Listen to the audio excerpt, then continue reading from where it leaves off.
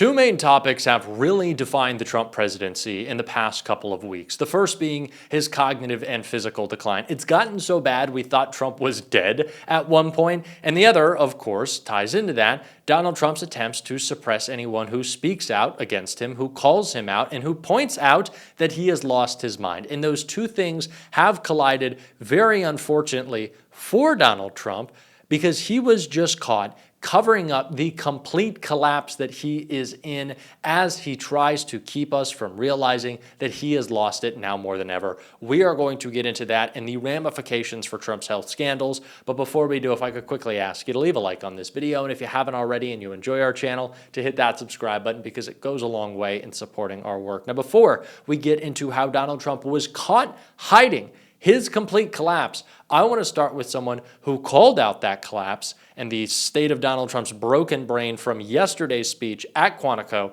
That was Lawrence O'Donnell calling out Trump right here. And I guess maybe we should accept Donald Trump's judgment about that one thing, that the madman orange makeup he slathers on himself makes him look better. Maybe it does. We don't know. Maybe the actual sight of the actual color of his 79-year-old skin is much worse than the orange clown confection that he chooses, but we don't know. Or maybe the orange junk on his face is yet another proof that the man has no capacity to make a judgment about anything, including the way he looks, never mind nuclear weapons.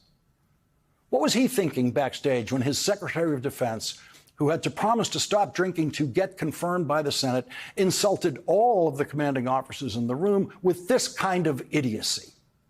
It's completely unacceptable to see fat generals and admirals in the halls of the Pentagon and leading commands around the country and the world. It's a bad look.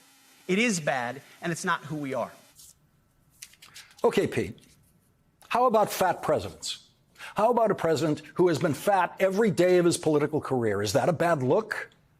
All of those generals can button their uniform jackets. All of those admirals can, every one of them.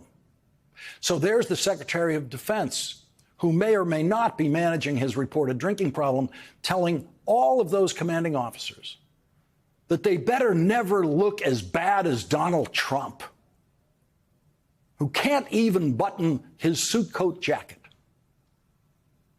There was some suspense in the room today when Donald Trump was giving his speech. There was no suspense about would he cross the line that you never cross with the military as president and get political. Everyone knew he was going to do that. Everyone knew that he doesn't know there's a line. Everyone knew he was going to foolishly waste the admirals and generals' time telling them about how many swing states he won. And of course he did.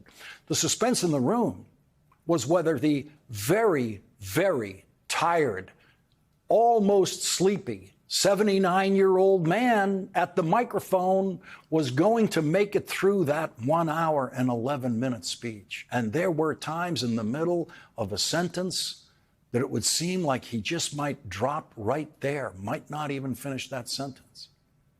And what he seemed to be showing to the generals and the world is that he might not have the physical strength to make it through the 3 years, 3 months, and 20 days left of his presidency.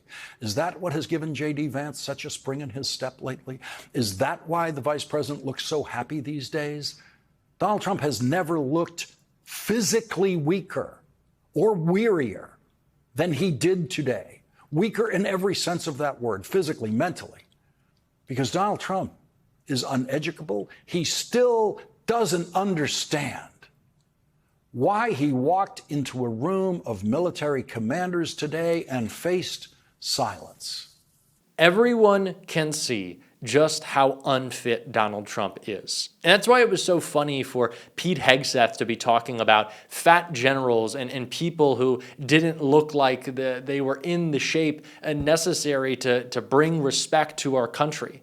Donald Trump is a bowl of orange porridge, like bursting out the sides as makeup drips off his face Giuliani style. He's got a rat's nest on his head. He sounds like he's constantly in like a slurring, drunken collapse. Like, what are you talking about? It's generals who are embarrassing us. Also, Pete, you look fucking ridiculous all the time. Do you notice that Pete's, like, his sideburns are not even?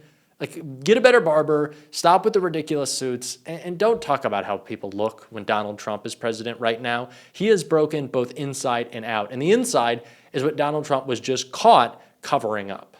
Google accused of blocking searches about Trump 79 and dementia. Google has been accused of hiding AI search results when users seek information about whether 79-year-old Donald Trump has dementia. Typing the prompt, "Does Trump have dementia?" into Google's search bar did bring up a list of websites along with the message, "An AI overview is not available for this search," The Verge reported. The AI overview notice is no longer displayed at the top of the search results. When switched to AI mode, Google does not provide a generated summary of information. Instead, it displays the same top web page results for the query. This is also no AI summary if you search for the whether Trump shows signs of Alzheimer's. By contrast, Google does provide an AI summary about 82-year-old Joe Biden, who has also faced questions about his mental acuity during his time in office. Assessing whether Joe Biden shows signs of dementia is a complex question with various perspectives and differing conclusions, Google's AI mode states.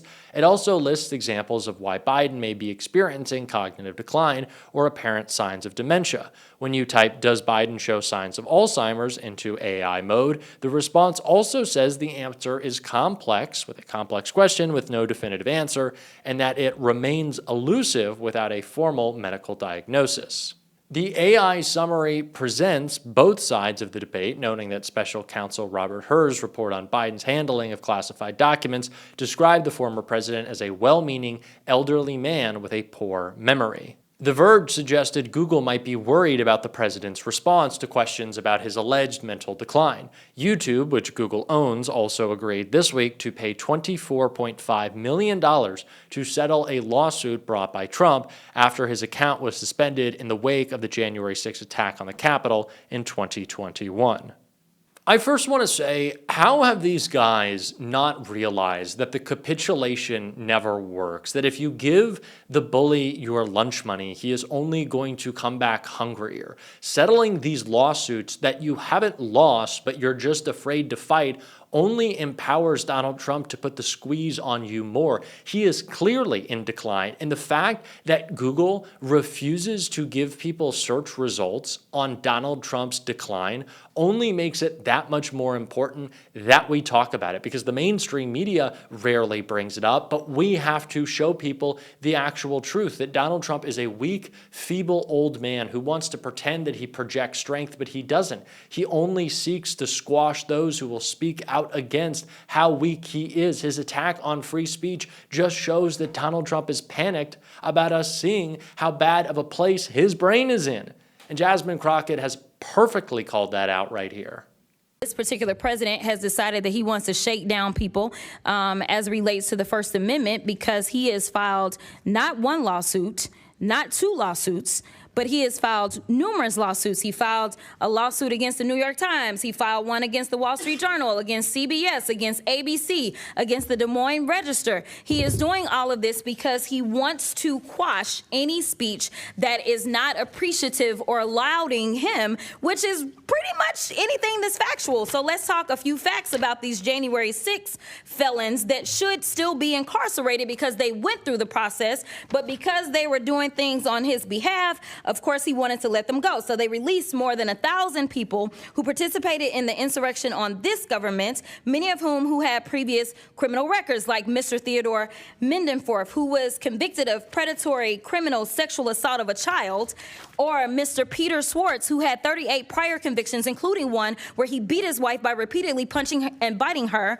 Trump also pardoned Mr. David Daniel, who was convicted of production and possession of child pornography. Trump also pardoned Mr. Daniel Ball, who, quote, threw an explosive device that detonated upon at least 25 officers during the Capitol riot. He also had a record for, quote, domestic violence by strangulation. I'm not done. Trump also pardoned Mr. Andrew Taki, who sent nudes to an undercover law enforcement officer who was posing as a 15-year-old girl. Mr. Casey Hopkins also received a pardon from Trump, and Mr. Hopkins was convicted of forcible rape. According to court records, he, quote, had forcible intercourse with the victim, choked her to the point of impairing her vision, banged her head into a wall, and urinated into the victim's mouth as he humiliated her. These are the people that he decided to release in the streets of D.C. So if anybody does need to clean up D.C., I would agree it is this man, because he is the one that is causing half the crime that we have. Not only is he participating in the crime, but we know that he instigated the insurrection. And if I did say that I had one issue with the Biden-Harris administration, it is the fact that they did not move forward and make sure that this man was put where he should have been put. Because the last time I checked as a criminal defense attorney, and Mr. Attorney General, you may have a different experience, but I never had a defendant that had 34 convictions for felonies and did not spend one day in jail. Never in my life. And the last time I checked, the party of law and order is the only one that decided that they would be out of order and decided to nominate someone who was not only indicted but was actually convicted of multiple felonies. That has never happened in this country, and it is a shame that we are dealing with it now, and now he wants to tell y'all how to do your jobs. Okay. Donald Trump will continue to attack free speech as long as we allow him to. When major media outlets, corporations, and any other institution capitulates to Donald Trump, ultimately they are encouraging him to attack speech even more. The abuse of power from Trump has really been welcomed by so many too scared to stand up to this administration. AOC said it right here. They are weaker than they look. And it is important that we remember that, because what they rely on is the impression of power, the perception of inevitability, in us giving up in advance to say, oh, what's going to happen if I stand up, etc. Nothing's going to happen. They rely on that perception of inevitability and power so that people comply in advance and acquiesce in advance and give up in advance. And at the end of the day, Donald Trump is at record levels of unpopularity in his tenure. The Republican House is at record levels of unpopularity. They are underwater across the board, and they know it. And that is causing them to double down in public, but it is backfiring. That is why, whether it's a shutdown, whether it's all of this, they want us to blink first. And we have too much to save. What we are seeing from Trump is a president who is wielding fear more than he is wielding power. Donald Trump wants you to believe that he is inevitable. He is not. Donald Trump can be beaten. Donald Trump can lose legal battles. He continues to lose legal battles. And the only way that's going to continue to happen is if we bring those fights to him, not if we capitulate. We have to be louder. We have to fight more. We're certainly going to on this show. If you want to support that, as always, you can hit that subscribe button, leave a like on this video. If you stuck around to the end, drop a blue heart in the comments. If you want to support the show in another way, you can become a free or paid subscriber to my Substack, linked here or down below. Keep on fighting. Don't let them silence you. And until next time, I'll see you soon.